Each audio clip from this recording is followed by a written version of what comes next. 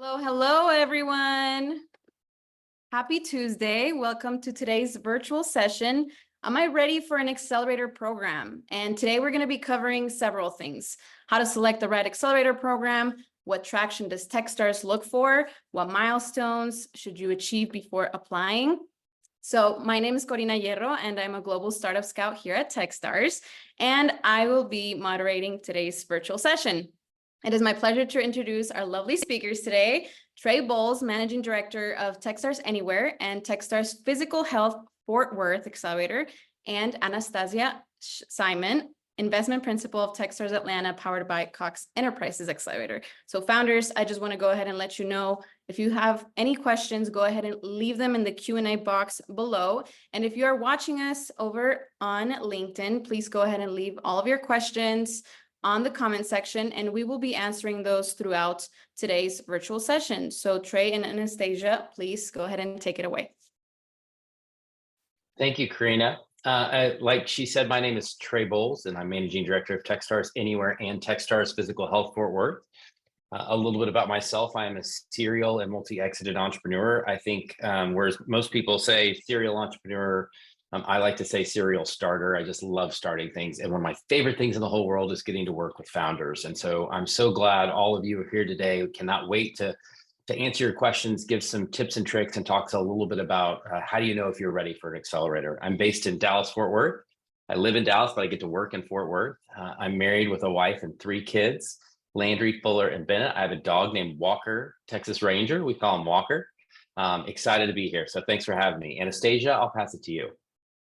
Awesome. Thanks, Trey. And I hope you are staying warm in Dallas. I got some friends out that way, and it is snowing. Oddly enough, it is not snowing here in Atlanta. I wish it was. So I am Anastasia Simon. I am the investment principal at Techstars Atlanta and Techstars Impact, both powered by Cox Enterprises. Like Trey, I'm incredibly passionate about supporting founders. I've spent the bulk of my career as an early stage operator. I am your employee number 1, number 2, number 3, who comes in and gets messy with founders, helping build out sales and marketing platforms. So that's what I've spent the bulk of my career doing before moving into venture, and then eventually landing here with the amazing team at Techstars. So we are here to answer any of your questions, get you guys all set up. I also am, again, in Atlanta, and I'm here. You'll hear my dog at some point. I have a Chihuahua. He is noisy. It is his energy. I can't do anything about it. I try. He wants to jump in. We will let him jump in and teach the class if he needs to. All right, so we're gonna get started. I'm going to share my screen. So everybody bear with me. We know Zoom does what she does when she does it. All right. Move this forward. Here we are. So are you accelerator ready is what we're gonna be talking about today. We got Trey. I love this picture. So he's giving you kind of the 411 on himself. You got me on stage. The fun fact about me, my hair changes every 6 weeks. So there you go. All right, so Techstars. We are currently the world's largest, most active pre-seed investor right now. We have about 54 accelerators in 39 cities, running in 14 countries. And I'm gonna tell you, I work here. It's overwhelming to me sometimes. So I know this is how you feel when it's time to think about what's an accelerator? How do I find the right accelerator? Am I ready for an accelerator? I know that you have the math going, you're confused, you're looking like my girl Issa, trying to figure out the sine, cosine, and tangent of all of these programs and what is the perfect one for you and your business. But that's okay, because we're here. We are here to demystify accelerator selection, help you determine if, when, what accelerator is right for you. So I'm going to hand it back over to Trey, let him get into kind of the meat of things, and we're going to just get you guys the gems that you need to keep it moving. So Trey, let's go. Awesome. Thanks so much for handing it back over. So excited to get started in this. We're going to talk about a couple topics. If you guys have a question, just as we mentioned, put it in the Q&A chat area, and we will get to them at the right time. But please, we're just going to get through the presentation real quick, get everything out there, and then we can really dive into some of the more specific questions. So why do you want to do an accelerator, right? What's the value of an accelerator? And so when we think about it in a couple different areas. First and foremost is mentorship. We really believe that the power specifically of Techstars is the network. As a startup, the enemy of a startup is time. And so often, if you don't raise money or you're not able to get customers to generate revenue fast enough, lots of really good ideas go by the wayside. And so being able to come in and get access to mentors, subject matter experts, seasoned entrepreneurs, in our case, Techstars alumni, people who've been through the program and can be really helpful to you, that's super valuable in an accelerator. And those relationships are often so key to getting you into an opportunity to make a sale or to talk to the right investor or to bring somebody new to your team that can really help add to the team and make you spectacular and different. Second is the business model and the business model support, right? So often as founders, we're working in a vacuum. Like we're doing our research, we're talking to customers, doing everything we possibly can. But how great is it to round that out with people who have been in the space, who can come in and help you think about things in a different way, help you think about revenue streams, the implications of unit economics, all of the pieces that come into really developing a business model, a strategy, and specifically who your customer is, so you can go out there and reach the right person. You know, as founders, we often think, and I'm scared to go out and sell my product. Like this product it's like my baby. Like I want to go sell it to people and have them tell me they don't like it, right? Founders often ask me, say, I'm super worried. I don't want to go out and take my baby into the market because I don't want somebody to tell me that my baby is ugly. And I tell them that's easy. If you're worried about people saying your baby's ugly, do not worry about that at all, because lots of people are going to think that your baby is ugly, right? The customer development process is about finding the right people, the people who think your baby is cute, that want to participate and help support and fund and purchase and be involved in that process. Second of all is financial modeling, really figuring out what is it that you have to develop? What's the model have to look like in order for you to build a company that is feasible, that's scalable, right? That's sustainable. All of those things are super important. However, the one thing we often know about our financial models in the beginning, and the only thing we know about our financial projections in the beginning, is that they're wrong. Right. But what you do need to know is you need to understand the assumptions that go into those financial projections. You need to know how much money do you need in order to build something and really be able to grow it. And so that piece of the financial modeling is another really important one that an accelerator is super helpful to make happening. And third, and finally, and cannot be diminished at all, is sales structure, strategy, and implementation. It is so often that I meet founders who have brilliant ideas, amazing visions, but actually the nuts and bolts of developing a sales pipeline after you develop and understand who your customer is. And then how do you go out and sell that product or service to the person you want to reach it to? And how long does that sales cycle take? And what CRM do you need to build? And all of the pieces that come into that all kind of comes under business model support, a second key element of what you should expect to get and get out of an accelerator process. Third is the connection to investors, right? Thinking through the process of who is the right investor for me. So often we make the mistake of saying, well, that person's an investor. I saw their website. I'm going to go out and try to pitch them. Well, the reality is you really need to think through who the right investor is. Do they invest in the stage that you're in? Do they invest in the market that you're in? Do they invest in the type of founder you are? All of those pieces. And so utilizing an accelerator, not only to just introduce you to investors, which is an important piece, but really helping you think through, what does an investor pipeline look like? How do you determine which investor to talk to? How often do you contact them? What do you say to them when you're on the phone with them? What do you say? What do you give them in a data room or in the information you're trying to showcase about your business? Finally, the final piece of the investor conversation is the narrative, right? Because really what you're trying to do is you're trying to take a vision, create a narrative around that, and combining that with a pitch and financial projections to really show why your vision is achievable, sustainable, and scalable.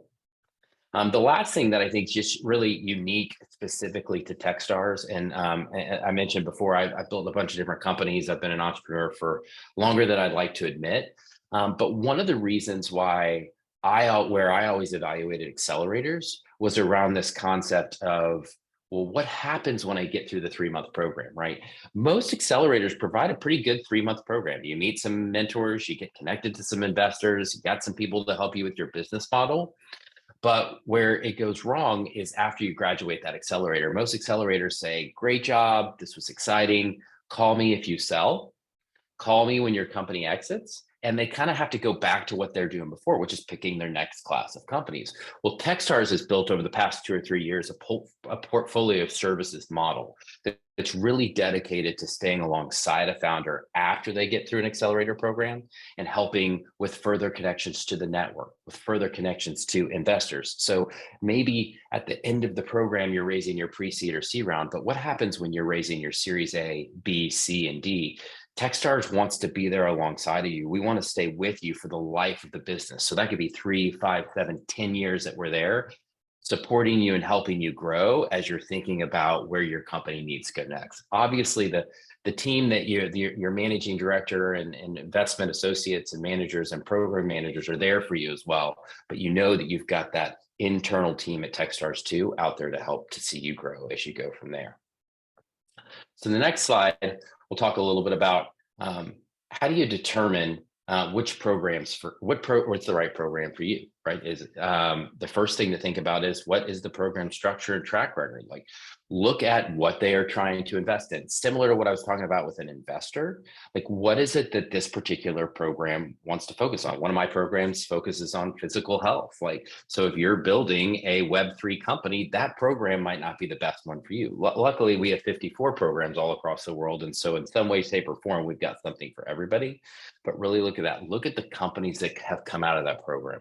What are they doing now? How are they performing? Look at the network. You can go to techstars.com/accelerators and look up our accelerator programs. Look at who the managing directors are, who the team is, who their mentors and advisors are. Look at some of the investors that are connected to them.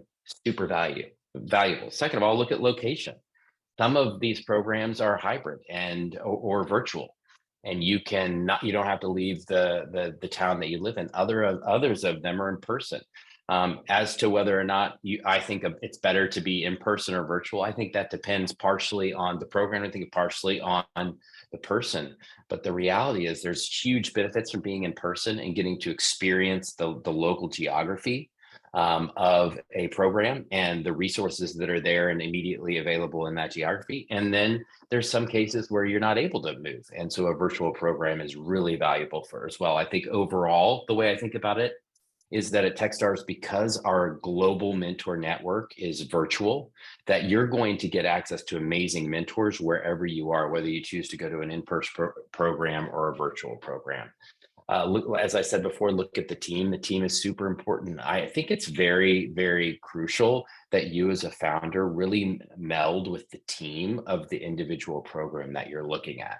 And so understanding how the program manager likes to run the program and work with him or her, the managing director and how he or she likes to think about building and growing teams, that's all exceptionally valuable. The deal terms are going to be important on any accelerator too. You just need to make sure you understand what they are. Ask questions. If you don't understand, it's perfectly normal to not understand all the deal terms and ins and outs of an accelerator or investor relationship. So ask about that.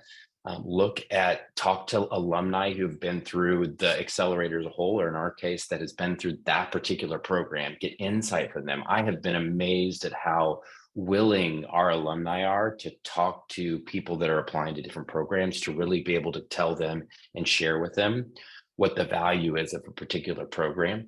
We have events like this all the time. Go to Techstars events, find out where you can find out more information. Go to Ask Me Anythings with the team, where they'll be able to answer specific questions about that program. Figure out what sorts of things could be exceptionally valuable to you there, and think about whether or not what's a good timing for you to go through this program.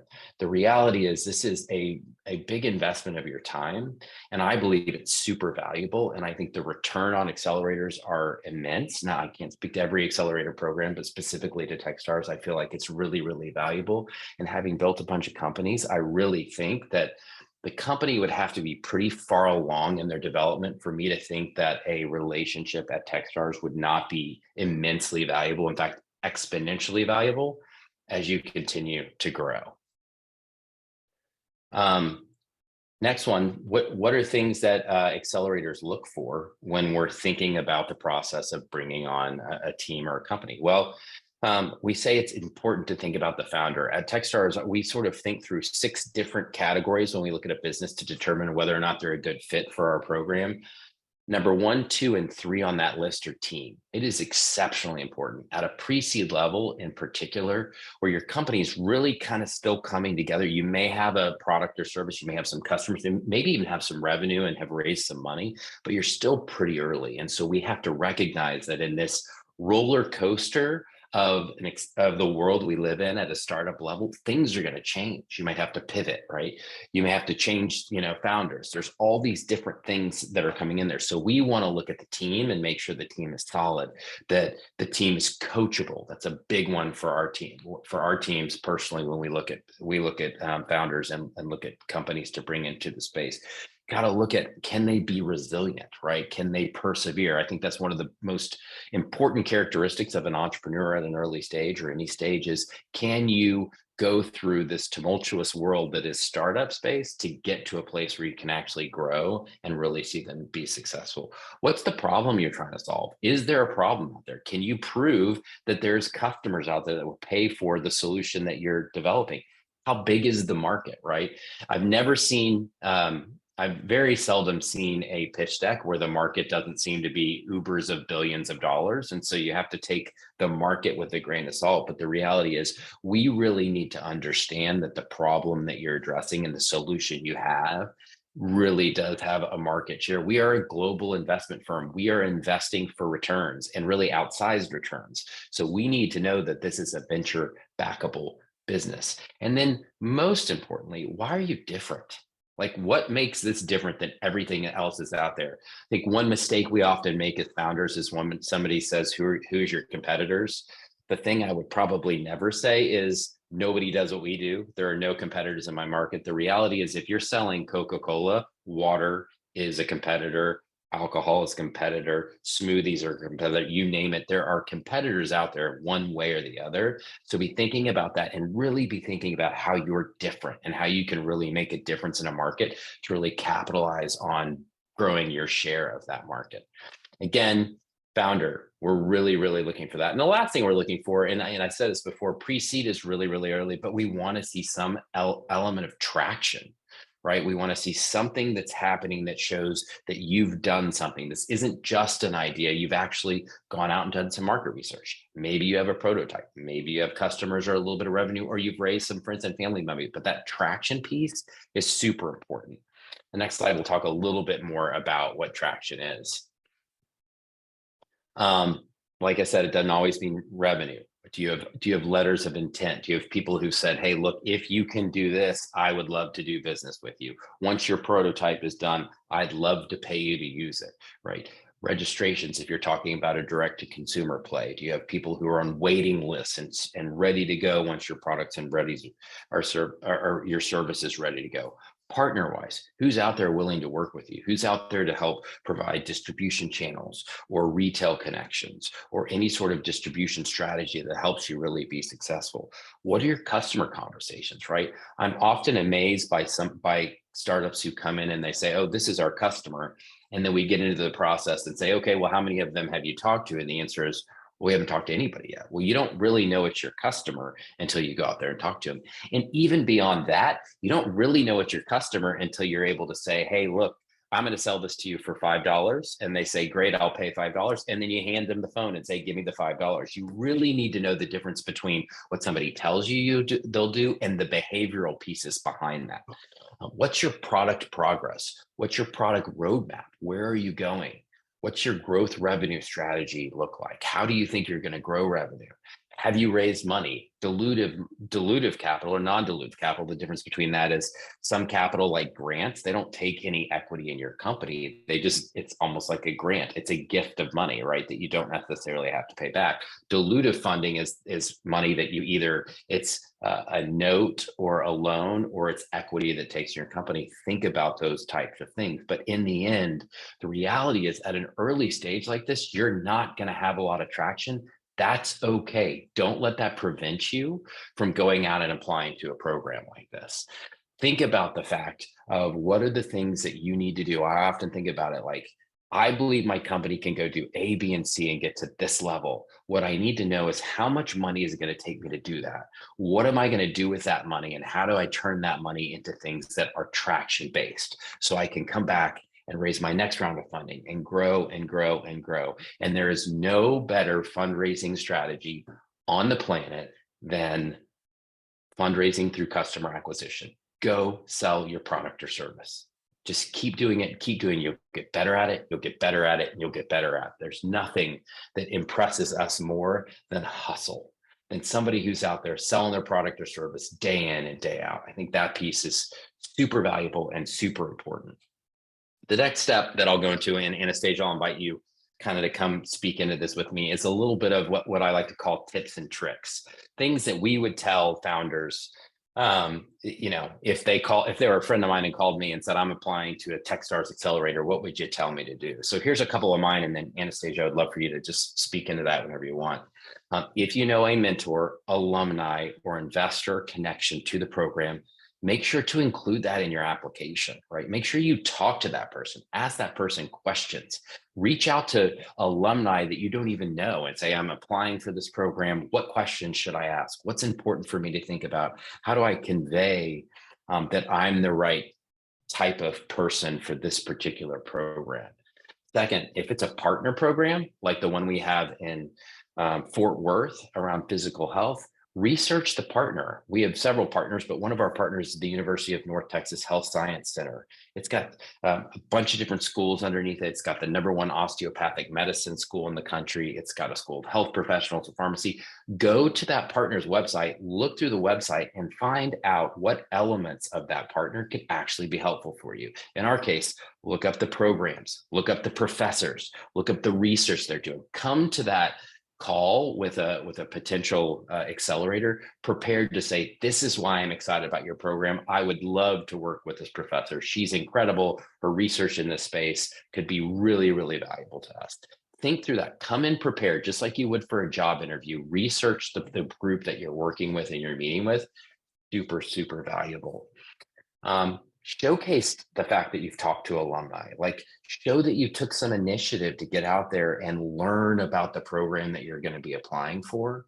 Understand, make sure when you fill out your application, make sure you've read everything and you respond in the right way. Don't make sure you put in product demos and team demos and a pitch deck, like all the things that are being asked for in that application process. Make sure you're not leaving any of those blanks. Those are all opportunities to showcase who you are, why you are different. And the reality is, if you don't have a product, you can still make a video and talk about it. There are some different places that you can go. The other thing that I've seen some founders do that I really like is send material throughout the process. So maybe you start talking to an accelerator program, they interview you, and something changes 2 weeks after you talk to them the first time. You raise some money, you get a customer, make sure you update us with that information. That will play a material, provide a material case into whether or not we continue to be more and more interested in you. You can definitely make progress from the time you first talk to a program till the time they have to make a decision. So think about that. Thousands and thousands of people apply every year for Techstars programs.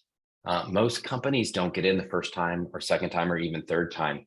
Don't let that stop you from continuing to try and engage. The value of this network-driven model is incredible. It can mean the difference between having a company that continues and goes on and grows to a company that doesn't really make it. I always tell people that at Techstars, I don't invest in companies that I think I can make successful. I invest in companies that I think are going to be successful. We just want to help get you there quicker. And if you don't make it, last thing, if you don't make it into a program, get feedback on why you weren't selected. Think about the questions you're being asked by the Techstars team and why. Like, let that seep into your head. We're asking you certain questions because that's super important for us in the decision-making process. Look at this process as an amazing inflection point. When thousands and thousands of people are applying for a program and you get an interview or a second interview, or maybe you even make it to screening committee, I believe at that early stage, so much of what we're doing is about those small inflection points, those small wins that we have to celebrate and acknowledge, because so much doesn't go right at a startup. That when you have somebody who believes in you and sees value in what you're building and understands where you're trying to grow and sees an opportunity for the market that you're trying to build and the problem you're trying to solve, it's a super important and personal process that you need to take as a win, regardless of whether you get asked to be a part of a program or not. Anastasia, you have anything to add?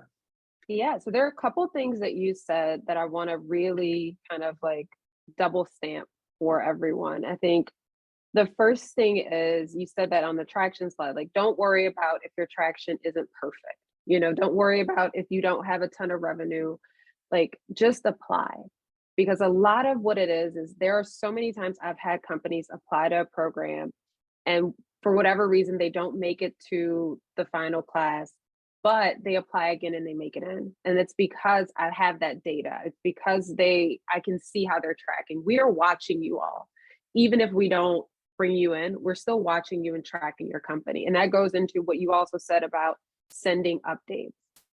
Please, please, please send updates to the team. We love getting them. We love hearing about your wins. We love kind of seeing how we can be additive to what it is you're doing before you get into the program, kind of seeing how you think and how you move. Do you do the things you say you're going to do from an interview as you're moving through the process? It's the whole cliche of investors invest in lines, not dots. It's a cliche because it's true. We're looking at you over time. And so make sure that you give us as much data as possible so that we can go through the decisioning process. And I really want us to focus on the fact that it is about progress, not perfection. When you submit your application, it's not about perfection. The number of times I have to tell people, I don't need a very well-produced team video. You don't need to go out and spend money on it. Like, this is fine. Like, it's fine. Like, you can get on Zoom, do a recording, send us a team video. You can do a screen record on your iPhone of a walkthrough of your like wireframes, like whatever you have is enough for us to start to get the process going and really understand you as a founder. That shows grit and resilience that you're not waiting for it to be perfect. Like that's the thing I really want to kind of tap on. And then you also made a really good tip about the alumni connections. It's okay to ask an alumni and say, hey, can you introduce me to the team? Like, it's okay. I'm not, the most I'm going to tell you is I don't have bandwidth. That's the most anybody's ever going to say is, hey, just apply. Right now we're busy, apply. If you have connections that can get you in the door, always use them. That shows your resourcefulness. As a founder, we want to see that you're resourceful. We want to see that you have that hustle. And that's a great way to show it, that you've gone out into your network and use the connections that you have to get to where it is you want, to get the information you want. So that's what I got to say on that note. But yes, you said some amazing tips, and I really want to make sure everybody's taking notes and soaking up some of the gems that you've given them. All right, so moving on, Techstars Atlanta, powered by Cox. So we are the redheaded stepchild right now. So our application is actually open today. So our program that we do, it is industry and sector agnostic. Like Trey mentioned, when we think about location, it's an in-person program. You have to want to jam and hang out with me in Atlanta for 12 to 13 weeks. You have to want to hang out in Atlanta. Like, I'm going to say it's the summer in the South when the program's running. There's some awesome things that we do. But you have to be in person. We're a partner with Cox Enterprises.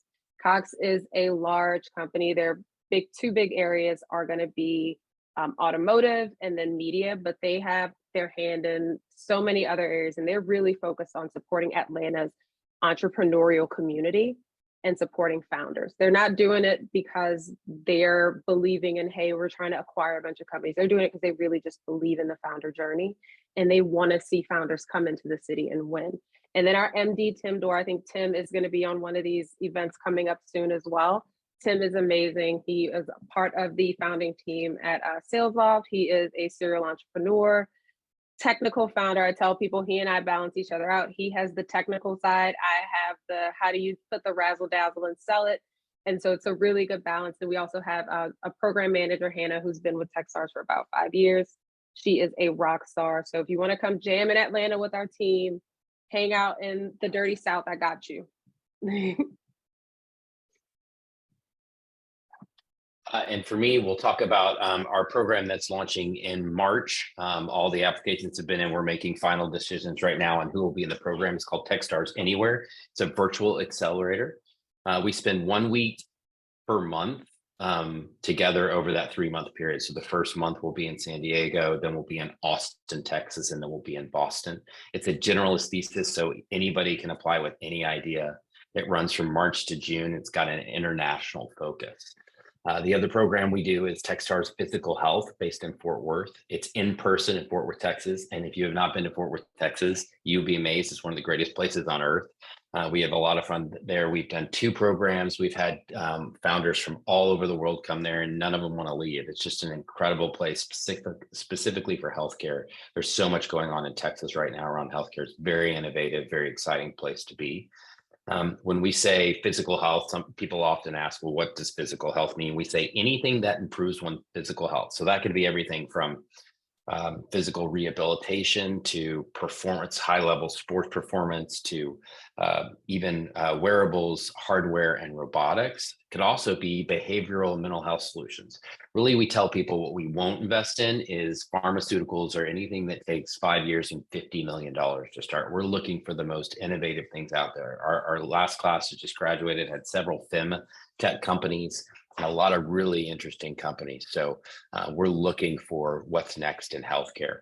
Our program runs September to December. Our applications will open in March and be open till June. And we invite you to come see us. Our team takes several different trips around the country, around North America during those times to come into your communities and meet you. So if you're going to be in San Diego or Austin or New York or Toronto or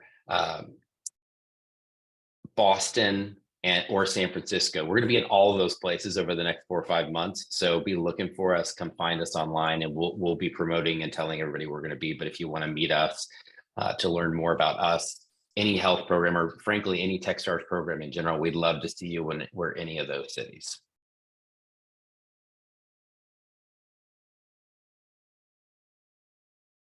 Okay, I think now we're to the fun part, the questions, the Q&A. All right. Thank you so much, Trey and Anastasia.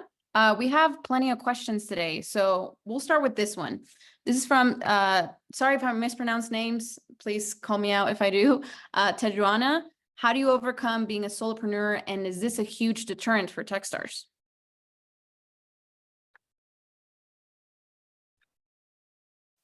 You want me to start, Anastasia?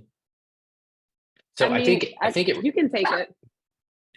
Well, let's both answer it, because I think what you're seeing right now is there's different perspectives on that across Techstars. I think some groups really don't like the idea of just a solo founder. I think for our programs, I don't mind solo founders. I think that many of us are solo founders until we found a co-founder, and so I think it's important to think about the importance of team. And I think so often the reason people sort of push back against solo founder concepts is because it's just really hard. It's hard with a full team, much less just being one person.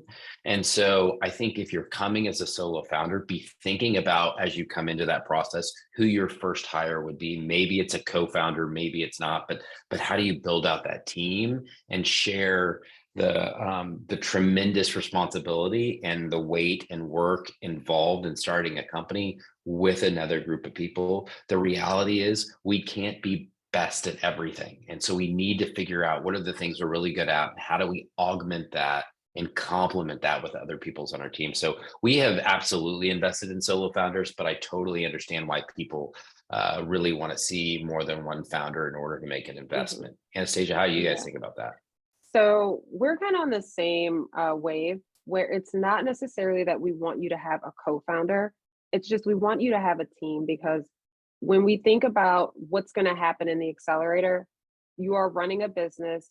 You are also participating in an accelerator where you are going to be getting a ton of feedback from mentors, from our team, from our partners, and you'll have to be able to quickly implement. And so we like to see that you have people who have bought in to what it is that you're building and are building with you. Now, does that mean it's a co-founder? Not necessarily. Does it mean it's a full-time person working with you? Because we also understand that there are constraints when it comes to capital for most pre-seed companies. So if you have some contractors who are working with you with the intention of coming on full time, we see that a lot with our teams. I think our classes are typically about 50-50 co-founders to solo founders, but it's usually their founders who have started to try out who those first hires will be. They already have them invested in working with them on a project basis. And it's really just a focus of how are you being supported? And that's really just kind of how we think about it. Awesome. I'm not sure who was sharing the screen right now. Is it Trey or Anastasia? Can you guys, there you go. Awesome.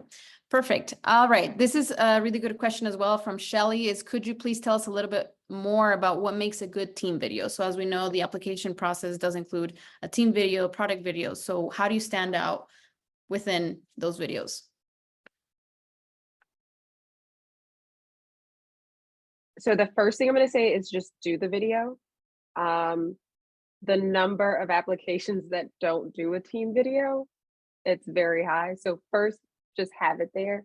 You really want it to be about 1 to 2 minutes. So don't do anything longer than 2 minutes.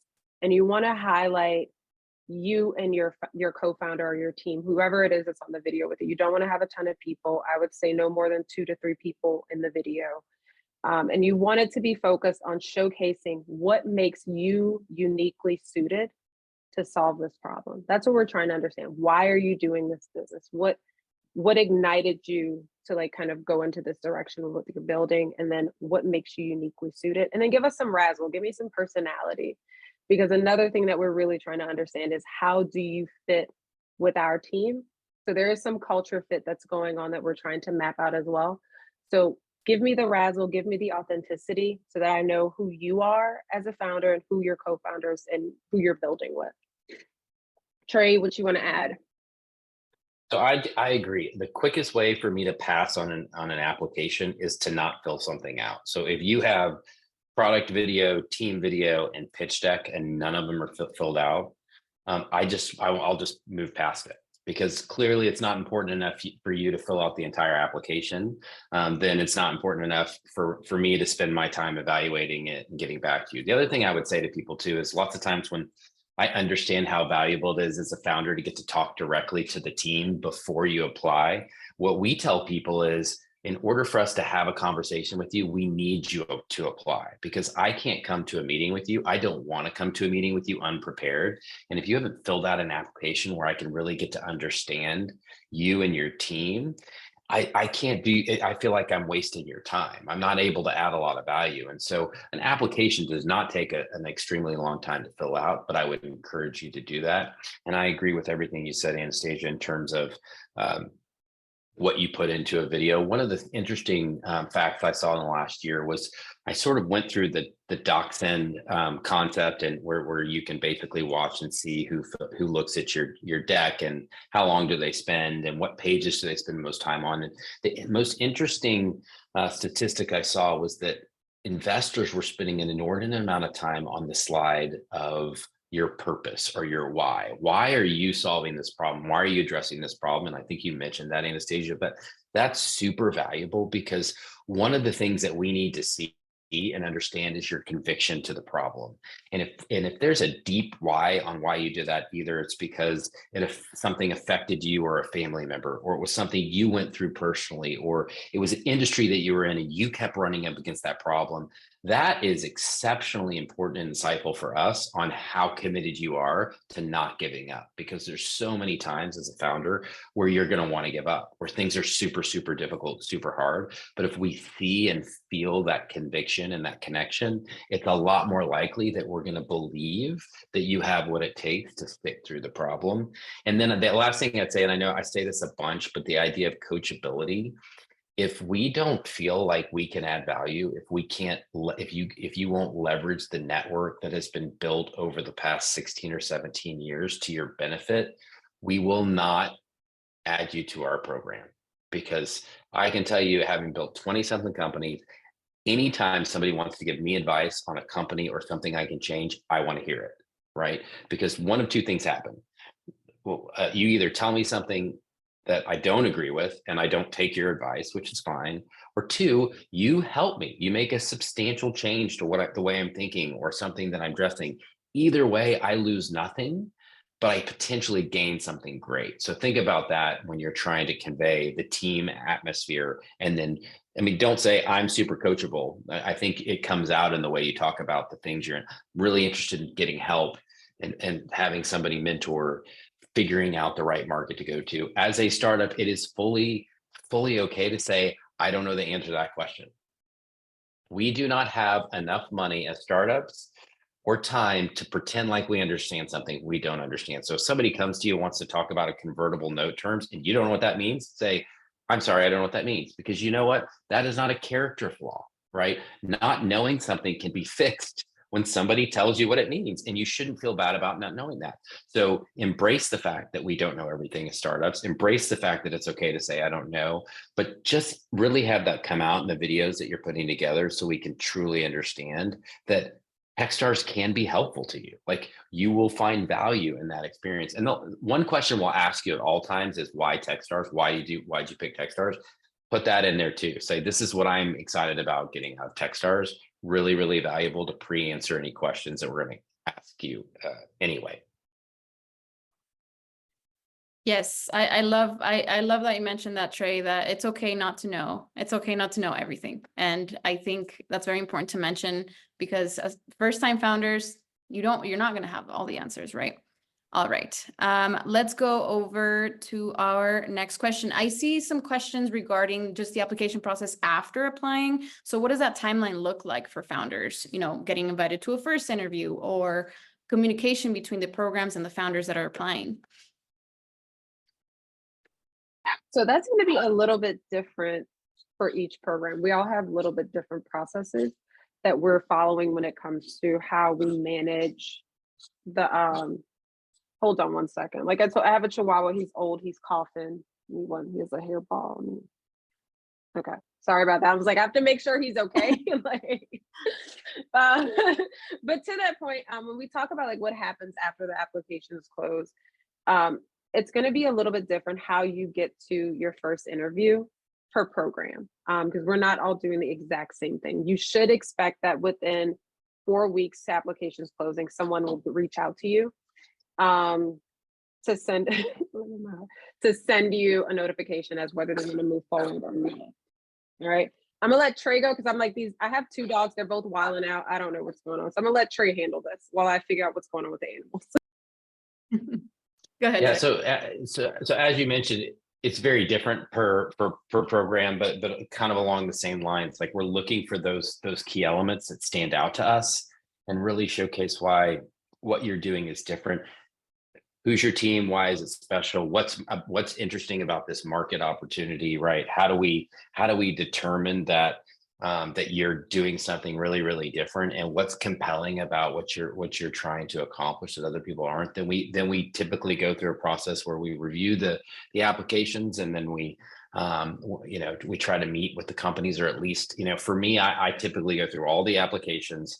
I look and come up with a bunch of questions I have. I send those questions out, or I work with my program manager, Jordan Warnament, to send those questions out and interact with you. And then at that point, once you start to answer those questions, I move on to, okay, let's get on the phone.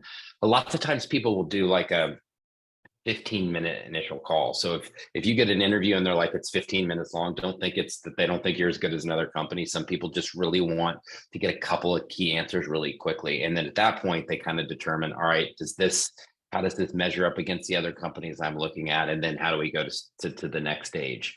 After that, you then typically go to a screening committee, which is the last bit of companies that are out there. And then after that point, there's usually an invitation sent or given to you. But different groups do it different ways.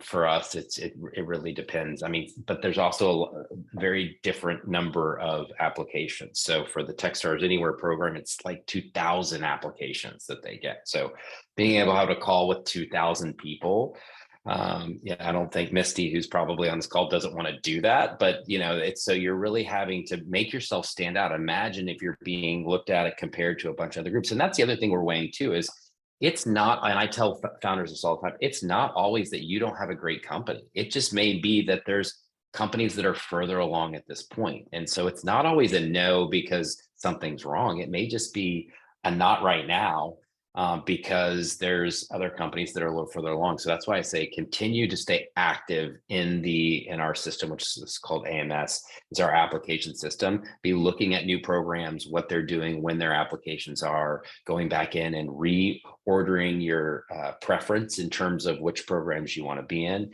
Nobody looks at you if you've tried to apply and don't get in as a negative. In fact, for me, I think it's a positive. I think that's great. They've already applied. They're coming back. I appreciate that resiliency and that hustle. Awesome. This is a great question. So what is the biggest mistake that you guys see founders make in their pitch decks? So what can founders avoid?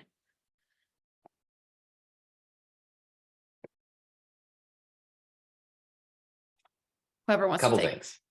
Sorry, Anastasia, cut me off at any point. If you're ready to go ahead. No, you can go. You can go because I'm still thinking. Like, Okay, so mistakes. Again, I said this one earlier. We have no competitors.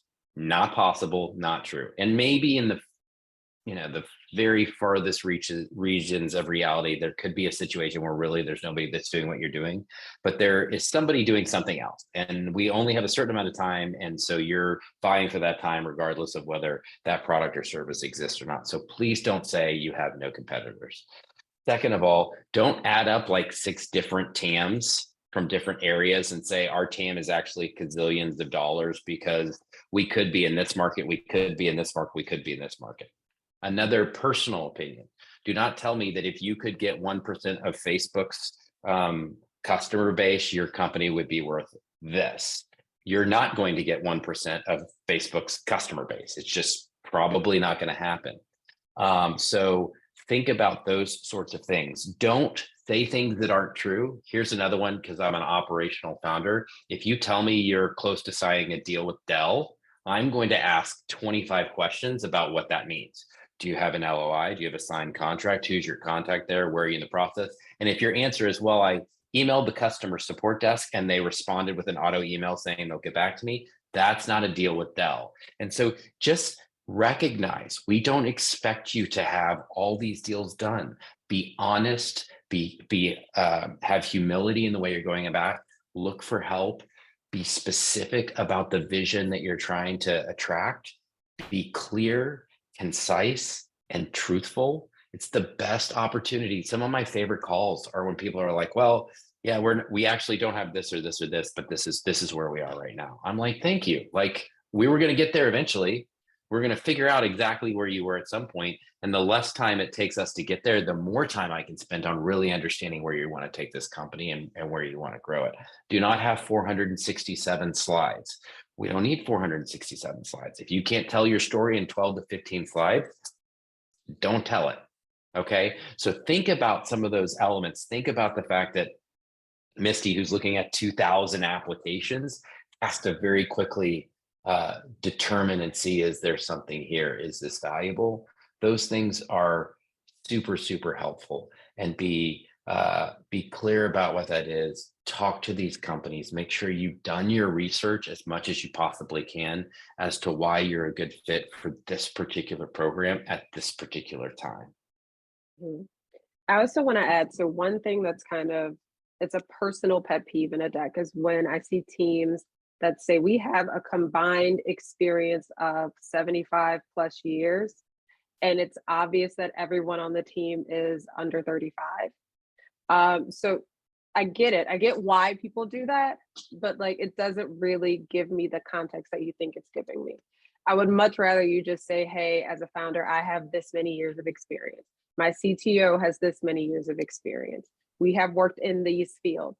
Like, just, there's a difference between flexing your wins and saying, hey, we've done all these amazing things, and you trying to stretch the truth, which I think is what Trey was kind of getting into around, when you tell me you're having conversations with this, and this partner, the other thing you all don't realize is that the world is very small, and on the investing side, on the corporate side, a lot of people know each other.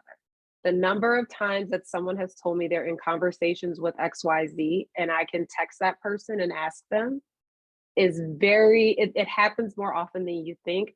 So yes, flex, yes, tell me how amazing you are, how brilliant your team is, but you don't have to do it in a way where it compromises your integrity, because that is a sure way for you to not get passed on, and then for it to be a situation where not only are you not passed on, but you realize like over and over again you're not getting passed on, and it's because somebody saw this and somebody said to someone. So be very, very serious about like maintaining your integrity as you're going through building your deck, as you're going through and putting out these applications. I am the person who reviews the 1,200 applications. So please just get it to the point very quickly. Get me to the point in the first like 30 seconds. And that will guarantee that I will say, hey, I have some more questions, or hey, we want to talk to you for that 15-minute call. Because I do the 15-minute call thing too, to kind of dig in, because it's easier, but really, really pushing that I want y'all to be very serious about your integrity when it comes across with the content of the deck. Awesome. We might have time for one or two more questions. I love this one from Anna. If we have a competitor that is very similar to what we do, how can we better highlight what makes us different? Will our founding team vision and strategy ever be enough for the application? Karina, can you restate that one more time? I want to make sure I got what she was asking. Yeah, so Anna asked, if we have a competitor that is doing very similar things to what we're doing, how can we better highlight what makes us different? Will our founding team vision and strategy ever be enough to kind of differentiate what we're doing versus a competitor? I mean, so I think that the truth of the matter is it can be, but you have to state it. I think the first thing is that it goes into the research that you do on your competitors. More often than not, I've had people tell me something that is a differentiator that they don't realize their competitor also does, because they've not done enough in-depth research on that competitor. And so I would say, yes, the vision, the mission, the strategy, all of those things are enough, but you have to also figure out, how do you quickly convey all of that in your application? How do you quickly convey, there is this 800-pound elephant in the room that we all are aware of, that this is the person who you all know is a competitor and we're all very aware of it. This is how we think we're different. This is how we know we're different. This is how we're going to come into the market and really gain market share based off of these things. You have to understand how to quickly convey it. I think that's the biggest thing. It's not even just the how do you say it, it's how do you get it quickly across? Because again, the people who are reviewing the applications, we usually only have like 5 minutes or so per application. So how do you quickly tell that to me in your story? Great answer. Go ahead, Trey. Didn't want to cut you off. No, great answer. We can move. Okay, this might be the last question, and this is regarding minority founders, gender, race. So Julius asked, almost all accelerators ask about my gender, race, color, if I'm a minority, etc. They even state that answering those questions might increase my chances. So what's the goal behind these questions, and how does Techstars approach, minority founders?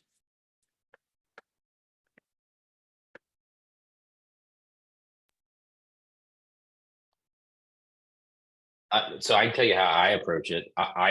My experience is that diverse founders, be it minority or women founders, make better teams. And so I'm looking for the best possible companies to invest in. I believe the best possible companies to invest in are diverse companies with diverse leadership. Techstars has a very strong focus on trying to help support diverse founders. I think it's some questions that are asked during the process. If you feel comfortable answering those, great. But in the end, the way I do it is I look for the best companies, and it just turns out, our last program that Jordan and I ran in Fort Worth had 8 of the 10 founders were either women founders or women co-founders, and 100% of the cohort was diverse. So for us, but we're also really thoughtful in the places that we go to source companies. We don't just look at the standard places like Crunchbase and PitchBook. We go to minority and women focused accelerators and incubators. We found so many amazing founders from going to places that we have relationships like that, who are constantly looking out and have their finger on the pulse of what's going on in different markets and with different opportunities. So I can just say for our program in physical health in Fort Worth, we're very intentional about that. And I think the same's for our Techstars Anywhere group. We're just trying to make sure that we're creating opportunities for founders who sometimes don't have founders. But in the end, our job is to find investable founders. I just think if you look in the right places, you find investable founders across the board. My personal experience and opinion. Yeah, and I would agree with that 100%. The data does bear out that diverse teams with diverse perspectives, those teams are going to have a stronger return. And so because of that, we are very intentional also with our programs here in Atlanta, that we seek out founders who are building amazing companies and creating opportunity. Everybody's like the dog is telling you he's also part of the diverse team, you know? Like, I'm trying to get my fiance to come grab him. He's like, I don't know, he can't. So yeah, but it really just does come down to the fact that we are looking for exceptional founders who are building scalable businesses. And, you know, we have a passion for finding the best fit. And so I think that's what it comes down to, you know, as far as like the information and the goal of the data, again, we're trying to understand you as a founder. Telling me who you are, how you identify helps me better understand you as an individual, you know? Amazing. Trey and Anastasia, as we are wrapping up here, just go ahead and mention where founders can reach out to you.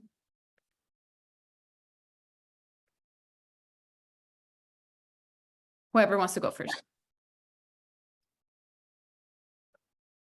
Yeah, so you can reach me on LinkedIn at Trey Bowles is my name on there. And then you can email me at trey.bowles@techstars.com. And any other social, Instagram, Twitter, stuff like that. It's all just Trey Bowles, TreyBowles. Same thing here. I am on LinkedIn, Anastasia Simon, and you can email me, anastasia.simon@techstars.com. Always happy to help. I will tell people, if you are connecting with me on LinkedIn, your best bet is to email me. Don't inbox me, because my inbox is wild and it stays that way. So if you want to do something very quickly, get on my calendar, shoot me an email. All right. And I just want to mention also that we do events, these digital sessions, pretty much every single week. So I'm going to go ahead and leave in the chat our upcoming events, so you founders can check out all these nuggets of cool content, good information to help you during your entrepreneurial journey. And I want to go ahead and highlight our virtual meet and greet that's happening January 30th. So this is a Tuesday at 10:30 a.m. Pacific time. So Trey and Anastasia, thank you so much for joining us, for sharing all this wealth of knowledge. And founders, we can see you on the next one. Thank you for coming.